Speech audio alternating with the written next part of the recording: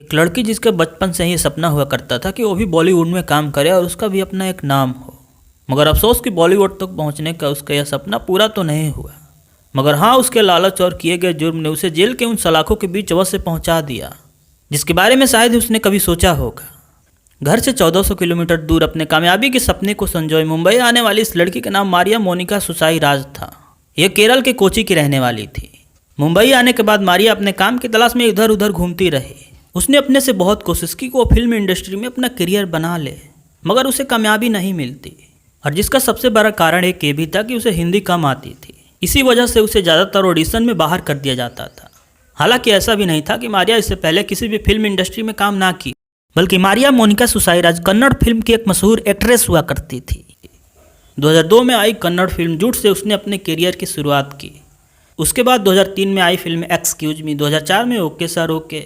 लेकिन मारिया को बॉलीवुड में ही अपना करियर बनाना था, इसीलिए उसने कन्नड़ फिल्मों से अपना नाता तोड़ा और 2007 में वह मुंबई आ गई।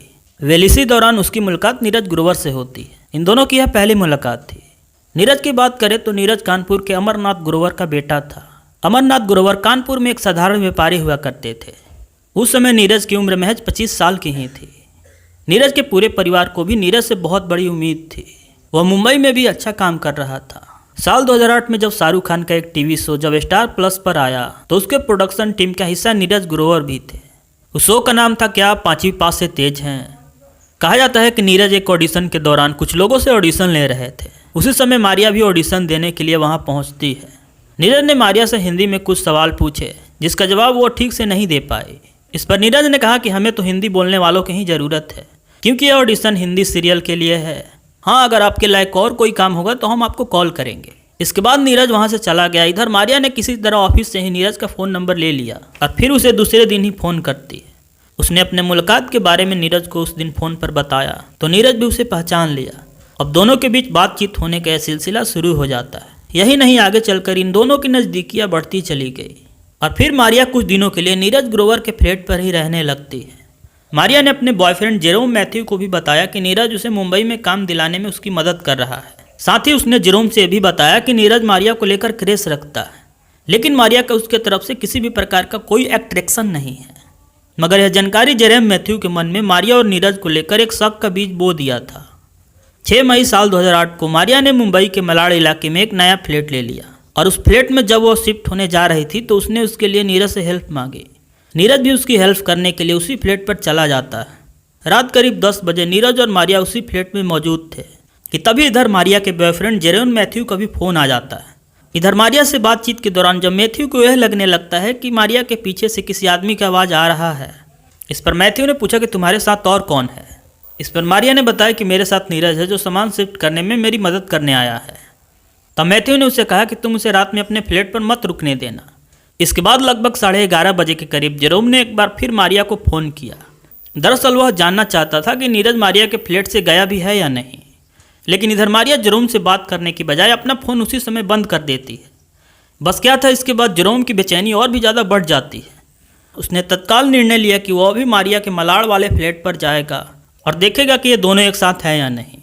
कहीं मारिया उससे झूठ तो नहीं बोल रही है। उसने एयरलाइंस में जब पता किया तो पता चला कि शाम के 7 बजे करीब मुंबई के लिए एक फ़्लाइट है। उसने तत्काल मुंबई जाने का फैसला किया। वो मारिया को बिना बताए उसके फ्लैट पर जाना चाहता था। इधर मारिया ने खुद ही उसे अपने फ्लैट का एड्रेस दे रखा था, इसीलिए उसे अच्छे से पता था कि मारिया कहाँ रहती है। इधर जेरोम सुबह के 7 बजे करीब मारिया के फ्लैट पर पहुँच जाता है। पहली बार जब मैथ्यू ने डोरबेल बजाया तो मारिया ने इसे इग्नोर कर दिया, लेकिन जब दूसरी बार डोरबेल बजी तो उसने दरवाज़ा खोल दिया। मगर यह क्या था, सामने जेरोम मैथ्यू को अचानक देख मारिया की हालत अब खराब हो चली थी। वह उसी वक्त दांतों तले उंगली दबा लेती है। इसके बाद जेरोम भी कहाँ रुकने वाला था। वह बिना देर किए सीधा मारिया के बेडरूम की ओर दौड़ता है और उसने वहाँ जो देखा उसे देख मैथ्यू की आंखें फटी की फटी रह जाती है, क्योंकि उसने वहाँ नीरज ग्रोवर को बिना कपड़े में ही देख लिया था। अब उसे पूरा यकीन हो चुका था कि नीरज ही है जिसकी वजह से मारिया मुझे धोखा दे रही है, इसलिए मुझे इसे ही पहले रास्ते से हटाना होगा। बस फिर क्या था, दोनों के बीच हाथापाई की नौबत आ गई। इधर जेरोम का गुस्सा भी बढ़ता चला गया। वो मारिया के किचन में गया और चाकू उठाकर उसने नीरज ग्रोवर पर हमला कर दिया। उसने नीरज के शरीर को उस चाकू से पूरी तरह से भेद डाला। यही नहीं, मारिया ने जब बीच बचाव करने की कोशिश की तो नीरज ने उसे भी धमकी दी कि यदि वह चुप नहीं रहे तो उसे भी वह मार देगा। इधर नीरज को मारने के बाद जेरोम और मारिया एक दूसरे के साथ शारीरिक संबंध बनाते हैं। अब बारी थी सबूत मिटाने की। हत्यारे अब यह सोचने लगे कि आखिर इस डेड बॉडी को कैसे ठिकाने लगाया जाए। मारिया ने अपने एक दोस्त से झूठ बोलकर उसकी कार ले ली। उसने कहा कि उसे शॉपिंग करना है, इसीलिए उसे कार की आवश्यकता है। इस पर उसकी दोस्त उसे कार भी दे देती है। बस क्या था, दोनों मलाड़ के ही एक मॉल में जाते हैं, जहाँ से उन्होंने चाकू, पॉलिथीन बैग और कुछ दूसरी चीज़ें भी खरीदे। इसके बाद वे वापस फ्लैट पर आ जाते हैं, जहाँ उन्होंने रात के 1:30 बजे के करीब मारिया के किचन में ही नीरज के शरीर को 100 टुकड़ों में बांट दिया और उन्होंने उन टुकड़ों को 2 पॉलिथीन बैग में भरा और उसके बाद उसी रात वे कार को लेकर वहाँ से निकल जाते हैं। मगर मारिया के अपार्टमेंट के गार्ड ने उन्हें ऐसा करते हुए देख लिया था। इसके बाद रास्ते में दोनों ने एक बोतल में पेट्रोल खरीदा और पाल घर से लेकर वे मनोर की तरफ चल देते हैं। वे मनोर के जंगल में उस आधी रात को अपनी कार को रोकते हैं। इसके बाद लाश के टुकड़ों से भरे उन दोनों बैगों को गाड़ी से निकालकर उसी जंगल में वे आग लगा देते हैं। जब उन्हें यह लगने लगता है कि डेड बॉडी पूरी तरह से जल चुकी है, तो इसके बाद वे मुंबई की तरफ चल पड़ते हैं। इधर फ्लैट पर पहुंचने के बाद दोनों ने हत्या के हर उन सबूतों को मिटाने की कोशिश की जो उन्हें कहीं न कहीं जेल के सलाखों तक पहुंचा सकता था। दीवार पर पड़े खून के धब्बों को मिटाने के लिए उस पर पेंट किया गया, क्योंकि उन्हें यह लगता था कि यदि हम सबूत मिटा दें तो हम शायद कभी नहीं पकड़े जा सकते। मगर उन्हें क्या पता था कि सच्चाई और किए गए जुर्म को बहुत दिनों तक ना तो छुपाया जा सकता है और ना ही मिटाया जा सकता है। उसे एक ना एक दिन दुनिया के सामने तो आना ही होता है, और इन दोनों के साथ भी कुछ ऐसा ही होने वाला था। इधर सभी सबूत मिटाने के बाद जेरोम उस रात वहीं रुका और फिर सुबह होते ही वापस फ्लाइट पकड़कर कोची चला गया। इधर नीरज ग्रोवर बीते 2-3 दिनों से जब अपने ऑफिस नहीं पहुंचता तो उसके कई दोस्त उसे लेकर चिंतित रहने लगे थे। उसको जानने वाले लोगों ने उसे खोजने की भी बहुत कोशिश की, मगर उसका कोई पता नहीं चलता। यहाँ तक उन्होंने नीरज के फ़ोन पर भी बहुत कॉल की, मगर हर बार उसका फ़ोन स्विच ऑफ ही बता रहा था। इधर जब नीरज का कोई पता नहीं चलता तो उन्होंने नीरज के गायब होने की इस खबर को नीरज के माता पिता को भी बता दिया। इधर नीरज को लेकर जब उन्होंने मारिया से बात की तो मारिया ने कहा कि वो 6 मई की रात मुझे मेरे रूम में शिफ्ट कराकर वहाँ से चला गया था। वेल, इसके बाद नीरज के पिता अमरनाथ ग्रोवर पुलिस में अपने बेटे की गुमशुदगी की रिपोर्ट लिखवाते हैं। इधर मुंबई पुलिस जब मारिया से पूछताछ करती है तो मारिया ने उन्हें यही बताया कि उस रात नीरज सामान शिफ्ट कराकर अपने घर चला गया था। लेकिन पुलिस ने जब नीरज और मारिया के फ़ोन का CDR निकलवाया तो पता चला कि नीरज के मोबाइल का लोकेशन मारिया के फ्लैट पर ही था। इतना ही नहीं, रात के 1 बजे के करीब नीरज ने किसी से बात भी की थी।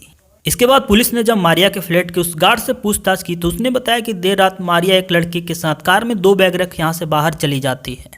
इसके बाद जब पुलिस ने मारिया से सख्ती से पूछताछ किया तो मारिया ने भी अपना जुर्म कबूल कर लिया। उसने पुलिस को बताया कि हत्या मैंने नहीं किया बल्कि जेरोम मैथ्यू ने किया है। उसने पुलिस को यह भी बताया कि उसने इस हत्या को रोकने की बहुत कोशिश भी की थी, मगर मैथ्यू उसे जान से मारने की धमकी देने लगा था। वेल, इसके बाद पुलिस जेरोम को कोची से ही गिरफ्तार कर लेती है। दोनों को अरेस्ट करने के बाद पुलिस उस कार को भी खोजी लेती है जिसमें दोनों उस आधी रात को लाश के टुकड़े कर मुनार के जंगल में गए हुए थे। यही नहीं, जांच करने के बाद पुलिस को उस कार में खून के कुछ धब्बे भी मिलते हैं जो इस मर्डर के सबूत के लिए काफ़ी हो सकते थे। इधर पुलिस के जांच में मुनार के जंगलों में जली हुई बॉडी के कुछ अवशेष भी मिलते हैं जिसमें इंसानी दांत और कुछ हड्डियाँ थी, जिसे नीरज के परिवार के DNA सैंपल का मिलान किया गया और यह कन्फर्म हुआ कि यह अवशेष नीरज ग्रोवर का ही है जिसका कत्ल उस दिन जेरोम मैथ्यू ने किया था। वेल, जब यह मामला कोर्ट में गया तो इस मामले का फैसला साल 2011 यानी लगभग 3 साल बाद आया। कोर्ट ने कहा कि जेरोम मैथ्यू ने अचानक गुस्से में आकर हत्या की है और सबूत मिटाने की कोशिश की है। इन दोनों अपराधों के लिए उसे 50,000 रुपये का जुर्माना और 10 साल की कैद की सज़ा सुनाई जाती है। वही मारिया की बात करें तो उसे मैथ्यू की हेल्प करने के लिए 3 साल की सज़ा सुनाई गई। मगर इधर नीरज के माता पिता इस फैसले से सहमत नहीं थे, पर वे कुछ ज़्यादा कर भी नहीं सकते थे। साल 2018 में जेरोम जेल से बाहर आ गया। इधर मारिया जेल से छूटने के बाद कई गलत कामों में लग जाती है। साल 2011 में नॉट ए लव स्टोरी नाम से इस घटना पर आधारित गोपाल वर्मा ने एक फिल्म भी बनाई थी जो लड़की केरल से चलकर मुंबई हीरोइन बनने आती है। उसकी ही कहानी पर यह फिल्म आधारित थी जिसे महज 18 दिनों में ही बनाया गया था। गोपाल वर्मा ने इस फिल्म के रिलीज से पहले कहा था कि इस फिल्म को एक बार मारिया को जरूर देखना चाहिए। खैर, इस कहानी के बारे में आप क्या सोचते हैं, आप हमें बता सकते हैं। तो आज की हमारी यही कहानी थी। आई होप आपको कहानी पसंद आई हो। तो मिलते हैं किसी और रियल स्टोरी के साथ। तब तक बाय एंड टेक केयर।